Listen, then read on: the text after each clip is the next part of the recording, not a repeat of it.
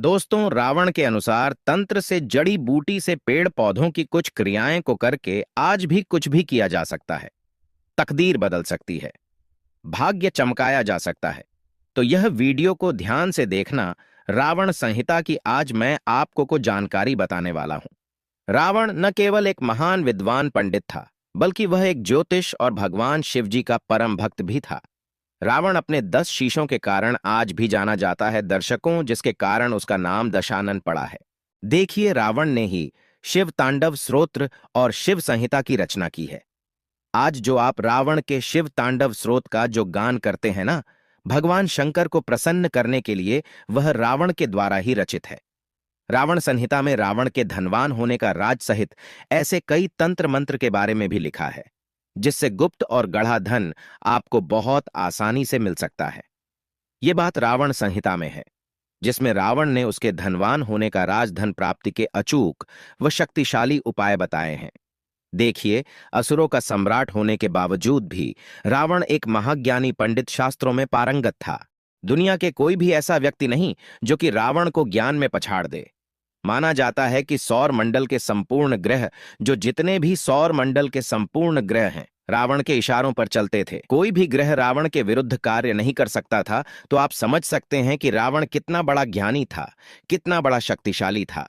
यहां तक कि मेघनाद के जन्म के पूर्व, जब वह अपनी माता मंदोदरी के गर्भ में था, तब रावण ने उसे अमर बनाने के लिए सभी नक्षत्रों को एक ही स्थिति में ला दिया था। तो इस दौरान सभी ग्रहों ने रावण के निर्देश अनुसार ही कार्य किया, लेकिन केवल शनि ने अपना स्थान परिवर्तन कर दिया, जिसके चलते मेघनाद को अमर बनाने का जो सपना था, रावण ने अमर बनाने का जो सपना रखा था, वो सपना पूरा नहीं हो सका। और इसी कारण मेघनाद यशस्वी पराक्रमी योद्धा होने के बावजूद भी अल्पायु का हो गया। भले ही महापंडित रावण को रामायण का नकारात्मक पात्र माना जाता हो, लेकिन माता सीता का हरण रावण ने अपनी जिंदगी की सबसे बड़ी भूल करने के कारण किया था। और ये भी जाना जाता है, ये भी कहा जाता है कि रावण जानता था कि प्रभु राम, जो श्री रामचंद्र जी हैं, वह भगवान विष्णु जी के अवतार हैं। यदि उनके हाथ उनकी मृत्यु हो तो निश्चित ही उन्हें वैकुंठ की प्राप्ति होगी। ऐसे में उसने अपने पूरे परिवार के उद्धार के लिए जानबूझकर श्री राम जी से, प्रभु राम से शत्रुता मोल रखी। तो चलिए, इस वीडियो में जानते हैं रावण द्वारा रचित कुछ ऐसी जड़ी बूटी के बारे में, क्योंकि रावण ने रावण संहिता में बहुत सारी ऐसी जड़ी बूटी के बारे में बताया है। कुछ तांत्रिक वस्तु के बारे में बताया है, जिसे धारण करने के बाद व्यक्ति की अध्यात्म उन्नति होती है, व्यक्ति धनवान बनते हैं, गुणवान बनते हैं। आप अपने इशारे पर सबको नचा सकते हैं। आप जो भी बोलेंगे वही होगा। अर्थात रावण ने जो रावण संहिता में रावण संहिता जो बुक लिखी, उसमें बहुत सारी तांत्रिक वस्तु के बारे में बताया है, जिसे व्यक्ति धारण करने के बाद दूसरे के मन मस्तिष्क को कंट्रोल कर सकता है। ये बहुत सारी आप जो है क्रियाएं को कर सकते हैं, अर्थात आप दूसरे को वशीभूत कर सकते हैं, साथ ही साथ धनवान बन सकते हैं। दोस्तों, ये माला को, ये जो जड़ है, इसे धारण करने के बाद व्यक्ति के जीवन में ऐसे धन संपदा आनी शुरू हो जाती हैं जिसकी आप कल्पना भी नहीं कर सकते। सर्वप्रथम तो इस वीडियो में मैं आप लोगों को कुछ साधारण उपाय बताऊंगा, फिर मैं आप लोगों को पहनी जाने वाली जड़ के बारे में बताऊंगा। तो देखिए, अगर आप हर काम में लाभ पाना चाहते हैं तो रावण संहिता के अनुसार किसी भी काम में सफलता न मिले, तो दुर्वा घास का आप जो है उपाय कर सकते हैं। सफेद दुर्वा को लेना है और उसमें कपिला गाय, यानी कि सफेद गाय के दूध के साथ आप उसे पीस लेना है। इसके बाद इसका तिलक आपको लगाना है। कहीं भी आपको जाना है, देखना आपको उस कार्य में सफलता बिल्कुल ही मिलती है। ये वशीकरण का काम करता है, जबरदस्त पावरफुल वशीकरण का काम करता है।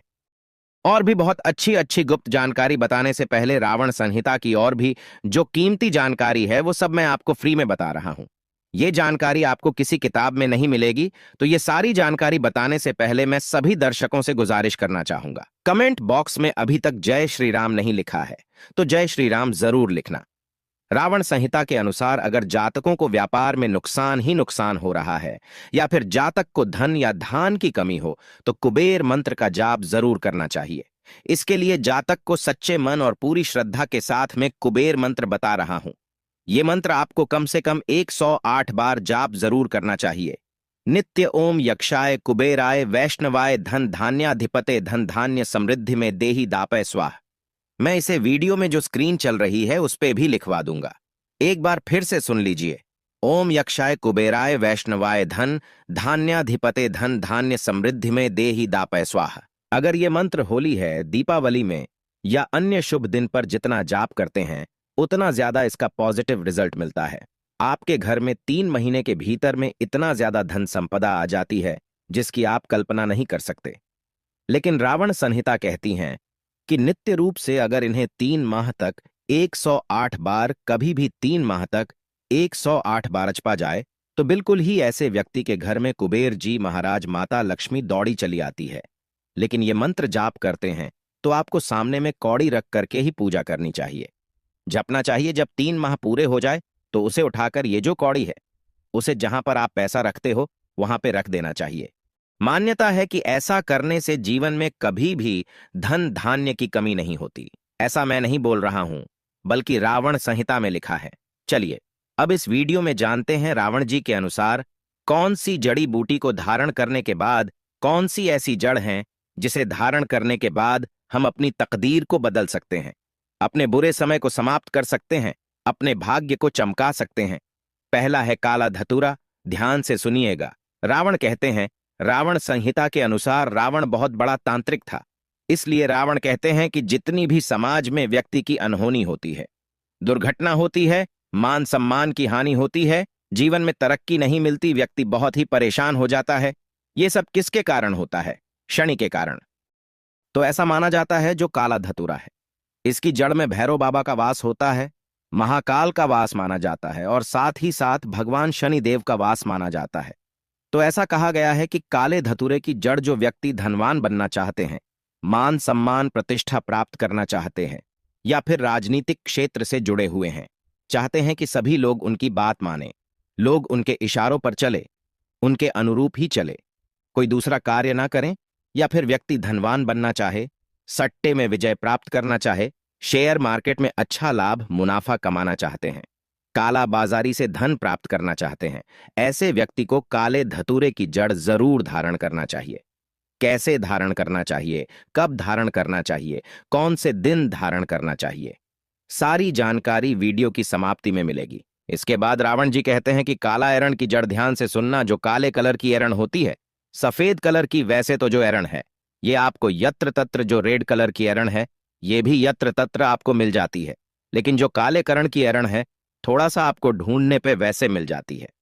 कोई ये कठिन नहीं है, लेकिन थोड़ा सा दुर्लभ है। तो ऐसा माना जाता है जो एरण है, माता पार्वती का ही स्वरूप कहा गया है। माता पार्वती से ही एरण जो है उत्पन्न हुआ है। तो जो काला एरण है, जो भी व्यक्ति काला एरण धारण करते हैं, तो ऐसे व्यक्ति को आदिशक्ति महाशक्ति की कृपा प्राप्त होती है। ऐसे व्यक्ति के शरीर में सम्मोहन की सिद्धियां बढ़ जाती हैं। ऐसे व्यक्ति अगर काले एरण की जड़ धारण करें, जैसे कि कहा गया है, जो डरपोक व्यक्ति भी अगर काला एरण की जड़ धारण करे तो ऐसे व्यक्ति साहसी बन जाते हैं। ऐसे व्यक्ति से लोग डरने लगते हैं। ऐसे व्यक्ति पे मां लक्ष्मी जो है धन लुटाना शुरू कर देती है, क्योंकि इसका स्वाभाविक सा ही गुण है, जहां पे शक्ति वहां पे लक्ष्मी स्वतः ही खींची चली आती है। तो जो काला एरण है अगर आप धारण करते हैं तो आपको सिद्धियों की भी प्राप्ति होती है। अरिमा लाघिमा उत्पन्न जितनी भी ये 9 प्रकार की सिद्धि कही गई है, 8 प्रकार की सिद्धि, 9 प्रकार की निधि कही गई है, ये आपको स्वतः ही प्राप्त होना शुरू हो जाती है। इसके कुछ आंशिक रूप आपको मिलते हैं। इसके बाद है काली हल्दी। ध्यान से सुनिएगा। मार्केट में सबसे ज्यादा जो बिकी जाने वाली तांत्रिक चीज है, उसमें काली हल्दी की गणना आती है। काली हल्दी को साक्षात माता काली का स्वरूप कहा गया है, जो काली हल्दी होती है। अगर आपको ओरिजिनल काली हल्दी मिल जाए तो ऐसा माना जाता है चलती ट्रेन को भी व्यक्ति रोक सकता है। काली हल्दी मिल जाए तो बंद ताले को खोल सकते हैं। काली हल्दी मिल जाए तो आप अपनी पुस्तक में लिखे स्याही को मिटा सकते हैं। तो इसके द्वारा और भी अनेक प्रकार के तांत्रिक क्रिया की जाती है। ऐसा हमारे धर्म तथा तांत्रिक ग्रंथों में लिखा है। जैसे काला हल्दी से व्यक्ति नोटों की बारिश करते हैं, अब होता है कि नहीं होता है, लेकिन किताबों में ये जानकारी आपको पढ़ने को मिल जाती है। हम सभी दर्शकों को बताना चाहेंगे, रावण संहिता के अनुसार काली हल्दी अगर कोई भी व्यक्ति धारण करते हैं तो ऐसे व्यक्ति से काली शक्तियां हमेशा दूर भागती है। ऐसे व्यक्ति की साक्षात माता काली रक्षा करती है। पुत्र की भांति ऐसे व्यक्ति की माता काली साक्षात रक्षा करती है और ऐसे व्यक्ति की अध्यात्म उन्नति होती है। ऐसे व्यक्ति के जीवन में अगर किसी भी वस्तु का अभाव वह सारी वस्तु स्वतः प्राप्त होना शुरू हो जाती है। तो अध्यात्म उन्नति करने के लिए या फिर ग्रह नक्षत्र की बाधा से आप पीड़ित हैं, कोई भी ग्रह आपको बहुत परेशान करता है, तो काली हल्दी की जड़ आप जो है जरूर धारण करें।